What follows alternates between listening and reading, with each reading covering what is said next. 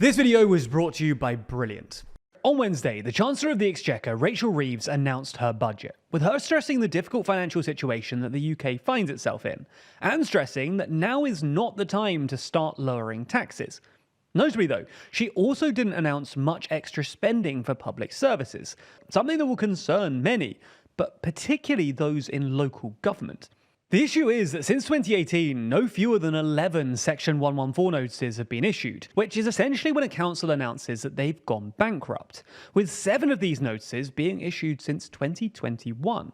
So why is this happening, and what can and will the Labour government try and do to address the problem?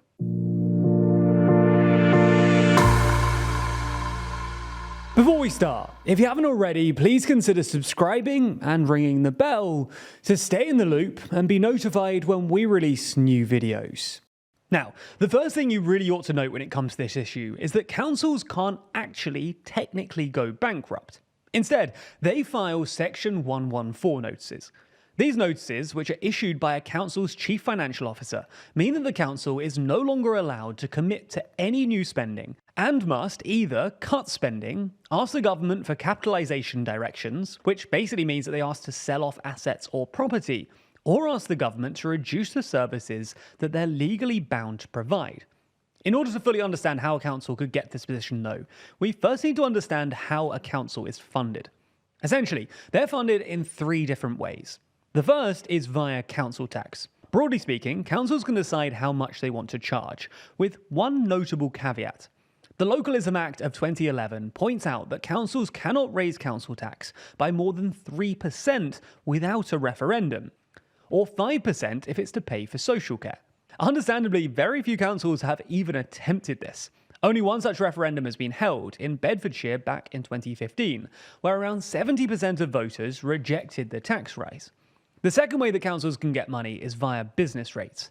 Business rates are set by the central government and paid by a business based on a pence in the pound multiplier, i.e. the more expensive the property is to rent, the more business rates the company pays. The third and final way is via government grants. And it's worth noting here that the settlements between the governments and councils do differ from council to council, based on their respective needs.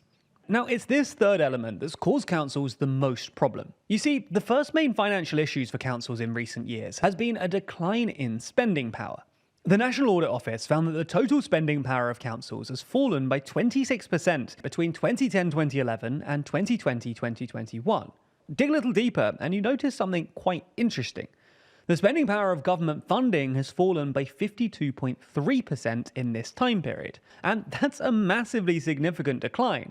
The catch here though is that the spending power of funds provided by council tax has actually risen by 15.6%.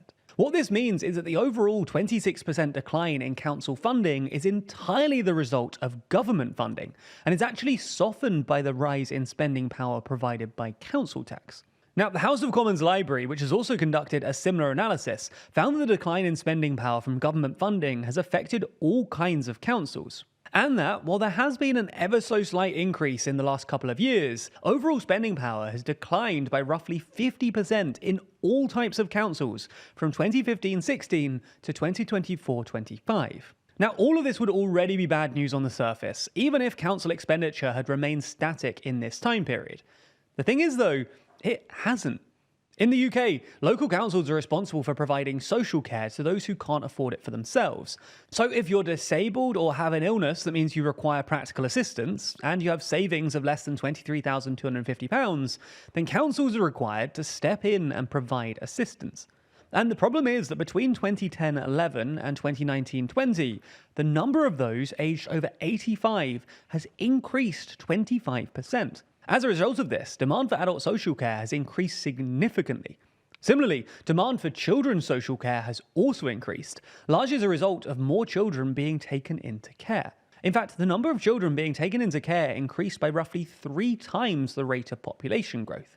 Now, the result of this is that councils have had to increase their spending on adult social care, and particularly children's social care, while at the same time reducing spending in virtually all other areas. So effectively, as social care demands have risen significantly and spending power has decreased, More and more councils in recent years have had to issue Section 114 notices. One of the most recent councils to do this was Birmingham, and they did it last year with some pretty disastrous consequences.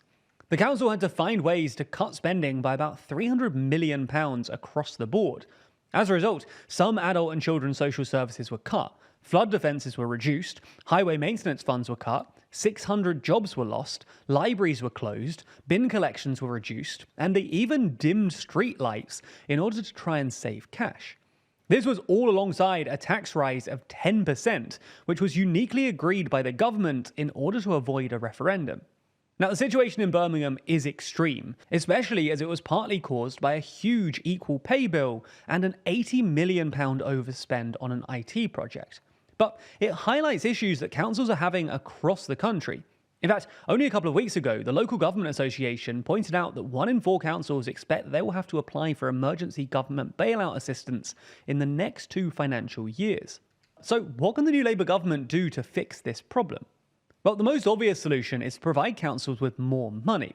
Now, to be fair, this is something that Rachel Reeves has done, with her providing councils with an extra £1.3 billion over the next year, and this includes an extra £600 million for social services. In total, this will account for a 3.2% increase in spending power for councils in 25-26.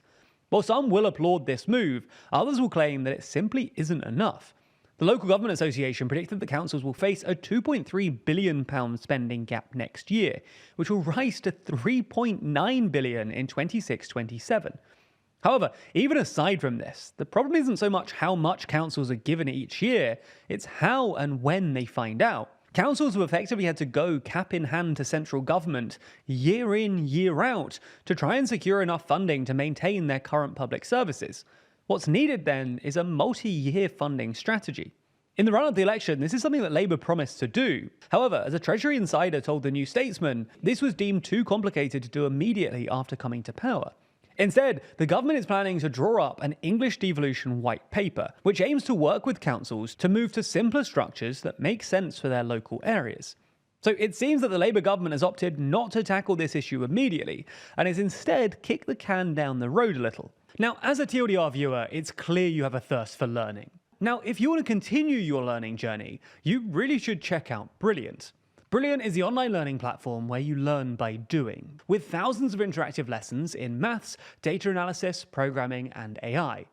These hands-on lessons have you comparing circuits to understand voltage and current, playing snooker to learn the rules of collision, planning your itinerary for an intergalactic music festival on a space-time diagram, and much more. That way, you'll build your natural intuition while gaining deep knowledge of scientific principles. In fact, Brilliant recently added tons of new data science content, all of which uses real-world data to help you see trends and make better informed decisions.